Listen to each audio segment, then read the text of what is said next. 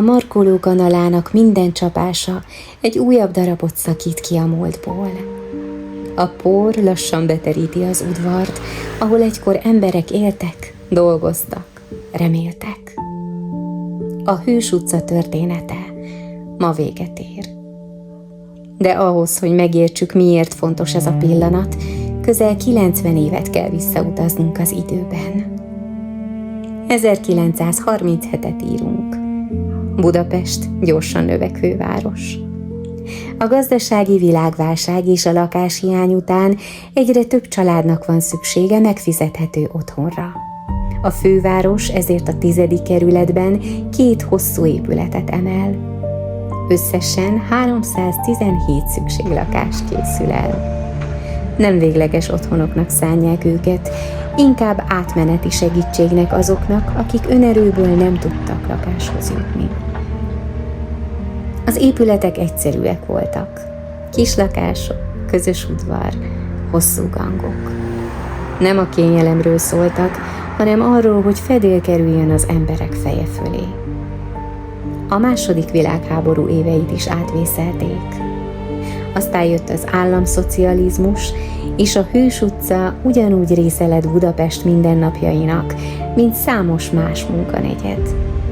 A házak öregedtek, de még mindig lakták őket. Egymást váltották a családok, generációk nőttek fel ugyanazok között a falak között. A valódi fordulat a rendszerváltás után következett.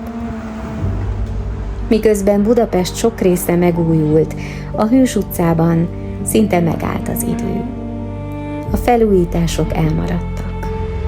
A lakások tulajdoni viszonyai rendezetlenné váltak, a munkanélküliség nőtt, és egyre többen költöztek el. Akik maradtak, gyakran már nem lehetőségből, hanem kényszerből maradtak.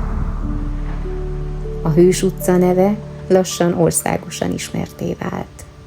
Már nem az épületek miatt, hanem azért, amit jelképezett. A televíziós riportok, újságcikkek és rendőrségi felvételek nyomán sokak számára a szegénység, a kirekesztettség és a bűnözés szimbóluma lett. Pedig a falak nem változtak meg egyik napról a másikra. Csak azok a körülmények, amelyek között az embereknek élniük kellett. A 2010-es évek végén megszületett a döntés, a telepet felszámolják. Az önkormányzat fokozatosan felvásárolta a lakásokat, a lakók többsége új otthonokba költözött, az épületek pedig kiürültek. A hosszú gangok elcsendesedtek. Az ablakok bezárultak. A kapuk többé nem nyíltak ki. És elérkezett a mai nap.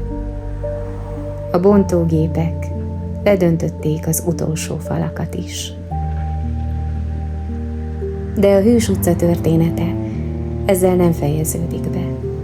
És nem azért, mert az épületek megmaradtak, hiszen már nem maradtak, hanem azért, mert ez a hely emlékeztet arra, hogy egy város történetét nem csak a sikeres beruházások vagy a gyönyörű épületek formálják, hanem azok a helyek is, ahol emberek éltek, küzdöttek, reméltek, vagy lassan eltűntek a város változó arca mögött.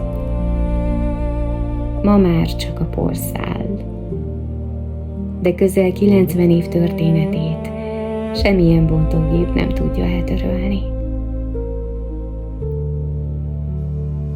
Ha érdekesnek találtad ezt a történetet, iratkozz fel a csatornára, és ha tetszett a videó, egy lájkkal is támogathatod a munkámat.